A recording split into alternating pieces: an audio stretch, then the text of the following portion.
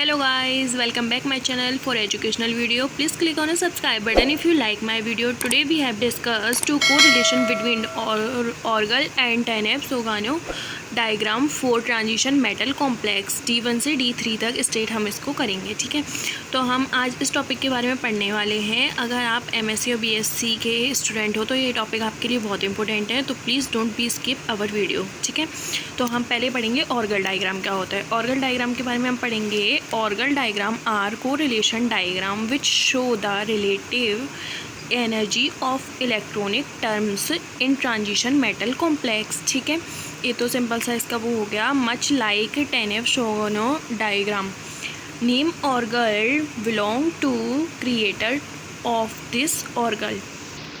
सो simple सा है, Orgel से बना हुआ है इसलिए उसका नाम ऑर्गल डायग्राम कर दिया है। Orgel diagram are restricted to only show weak field and offer number information about strong field low spin cases में। मतलब ऑर्गल डायग्राम जो होता है वो वीक फील्ड से स्ट्रॉन्ग फील्ड की ओर स्पिन करता है। ठीक है, because Orgel diagram are qualitative number energy calculation can be perform from this diagram.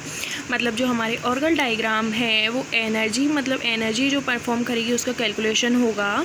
ठीक है, अब इसके लिए हमने यहाँ पे स्टार्टिंग में देखा था कि हम इसको D1 से लेके D3 तक हम इसको कैलकुलेट करेंगे, बट हम इसको D4 तक भी कैलकुलेट कर सकते हैं।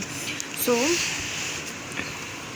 अब हम पढ़ेंगे application of Orgel diagram to electronic spectra of transition metal complex. तो पहले हम पढ़ेंगे D1 मेटल आयन के लिए splitting of energy level for D1 ion. Example लेंगे इसका हम TiH2O का whole 6 3 positive is shown in figure. मतलब D1 मेटल के लिए जो हमारे स्प्लिटिंग एनर्जी होगा वो कैसे क्या होगा उसको हम एक डायग्राम के थ्रू समझ सकते हैं। ठीक है, तो यहाँ पे हम पहले ले रहे हैं फील्ड, ये हमारा फील्ड ऑफ स्ट्रेंथ है, ये हमारी एनर्जी के लिए है। देन पहले हमारा यहाँ पे है, हम एनर्जी यहाँ पे इंक्रीज़ करेंगे तो NV आएगा हमारा, और 2 EG के लिए हमारा ये फॉर्म करेगा। ठीक है, अब इसको हम लो एनर्जी पे जाएंगे तो हमारे ये 2 TG के लिए करेगा। तो सिंपल सी है, एनर्जी इंक्रीज़ होने पर वहाँ पे फॉर्म एनर्जी इंक्रीज़ हो जाएगी, मतलब फॉर्म 2 EG हो जाएगा, और एनर्जी वीक होने पर यहाँ पर 2 TG हो जाएगा। अब हम पढ़ेंगे इसके बारे में कि free Ti3 positive ion contain only 1 electron in D orbital. मतलब जो हमारा इस Ti3 पॉजिटिव का जो एक इलेक्ट्रॉन है वो D ऑर्बिटल में जाएगा। Hence it has only 1 energy term denote as 2D। मतलब जो हमारी 1 एनर्जी टर्म होगी वो डिनोट किससे होगी, 2D से। When 6H2O molecule approach Ti3 positive ion, this electron enters 2G मतलब dxy, dyz and dzx called T2G। मतलब यहाँ पे हमारा अगर कुछ बच्चों को समझ में नहीं आ रहा है कि Tg क्या होता है, T2G क्या होता है, तो वो A आयन होते हैं। मतलब ये हमारे कॉम्प्लेक्स होते हैं जिसमें हमारे इलेक्ट्रॉन जाते हैं। मतलब dxy, dyz और dzx called T2G energy level. ठीक है, ऑफ ऑर्बिटल्स। तो ये हमारा सिंपल सी यहाँ पे हमने D1 के लिए, D1 मेटल आयन के लिए इसको डिफ़ाइन कर दिया है। D2 मेटल आयन को पढ़ने से पहले हम D1 मेटल आयन में थोड़ी सी डेफिनेशन इंक्रीज करेंगे। On observation of radiation of frequency U1 the electron get excited to 1 of EG orbital. ठीक है, the observation bond at 2400 centimetre inverse can be excite to 2T2Z 2EZ।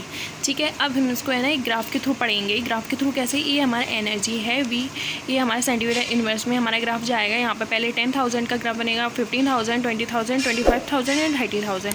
तो हमारा उसमें बोल रहा है 20 से 2400 सेंटीमीटर इनवर्स। तो हमारे यहाँ पे थोड़ा सा इधर आएगा 2T2G से 2EZ तक। ठीक है, इस ग्राफ को बनाना भी बहुत इंपॉर्टेंट है।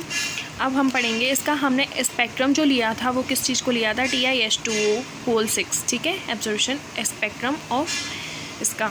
अब D2 मेटल आयन को हम कैसे, अब हमारा D1 मेटल आयन कंप्लीट हो चुका है, हमें D1, D2, D3 लेना है यहाँ पे। तो D2 मेटल आयन को हम अब डिफाइन करेंगे। द कॉम्प्लेक्स आयन UH2 का whole 6 3 positive absorption at 17 200 centimetre inverse and 25 600 centimetre inverse. As in figure. अब हमारा जो है यहाँ पे एब्जॉर्वेशन स्पेक्ट्रा होगा वो UH2O का होल 6 3 पॉजिटिव होगा, ठीक है। अब हम इसको ग्राफ में कैसे पढ़ेंगे, ग्राफ में हमारे यहाँ पे बनाया है 17,000। अब हम इसको 10,000 से लेके यहाँ तक बनाते तो काफ़ी लंबा ग्राफ बन जाता जो हमारे 2D में नहीं हो पाता। तो 17,200 का ग्राफ बनेगा यहाँ पर फर्स्ट, एंड कर्व में जाके ये फिर हमारा 25 से लेके 600 तक हमारा बन जाएगा, ठीक है। फिर हम पढ़ेंगे the free V3 positive ion has 2D configuration which can be dx dash y, dyx dash, dyz dash, dzx dash और dzx dash, dxy dash in ground state represented figure energy state. हमारे जो orbital हैं उसको हमने डैसेस में define कर दिया है, क्योंकि यहाँ पे हमारे TG, T2Z, A2Z और TIZ में हमारा फिगर बन रहा है, ठीक है। तो इसलिए इसके ऑर्बिटल्स भी बढ़ गए हैं। एनर्जी को लेके हम यहाँ पे डिफ़ाइन करेंगे। पहले फर्स्ट ऑफ एनर्जी जाएगा, फिर यहाँ पे डेल्टा ज़ीरो को के एक फिगर बनेगा। फर्स्ट हमारा यहाँ पे जाएगा 3 2TZ, सेकंड हमारा यहाँ से आएगा 3 TIZF, फिर हमारा थर्ड आएगा यहाँ पे 3 A2Z और 3F से हमारा 3 TIZP, ठीक है। D2 मेटल आयन के बाद हम पढ़ेंगे D3 मेटल आयन। इसकी डेफिनेशन क्या होता है, कर्व क्या होता है और इसका फिगर क्या होता है, ठीक है। तो the complex ion CrH2O whole 6 का 3 positive shown absorption band of 17,000 centimetre inverse, 24,000 centimetre inverse and 37,000 centimetre inverse weak observation hand. मतलब ये हमारा जितना हमारी डिजिट बढ़ती जाएगी उतना ही हमारा बॉन्ड वीक होता जाएगा। इसको हम फिगर में देखेंगे तो पहले हमारा 17,000 का एक कर्व बना हुआ है, देन हमारा 24,000 का कर्व बना हुआ है, देन हमारा 37,000 का एक कर्व बना हुआ है। 37 पे आते आते ये बहुत वीक हो गया है।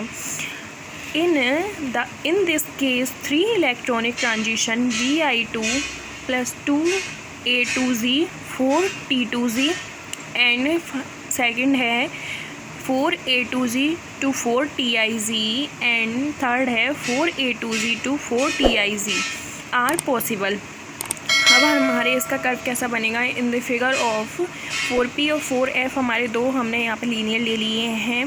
तो 4P से हमारा 4 TIZ तो अपर में ऊपर चला जाएगा, देन फिर एक कर्व आएगा 4 TIZ, फिर 4 T2ZF, फिर 4 A2Z। मतलब जो है हमारा यहाँ पे सिंपल वे में कर्व बनाता वो हमारे यहाँ पे आते इस ट्रांजेक्शन में ये हो जाएगा, ठीक है। D3 हमारा जो आयन है वो ऑक्टाहेड्रल लिगेंड में आ जाएगा, मतलब D3 ion in octahedral ligand field. अब हमारा इस स्टेटमेंट में D1 से लेके D3 तक पूछा था, पर हम D4 भी इसको डिफाइन करेंगे। तो D4 मेटल आयन में क्या होता है, द कॉम्प्लेक्स आयन CrH2O का whole 6 2 positive source as absorption bond at 14,000 centimetre inverse as shown in figure. मतलब हमारा यहाँ पे 14,000 सेंटीमीटर इनवर्स का एक फिगर बनेगा। तो ये हमारा 14,000 का एक कर्व बन गया है।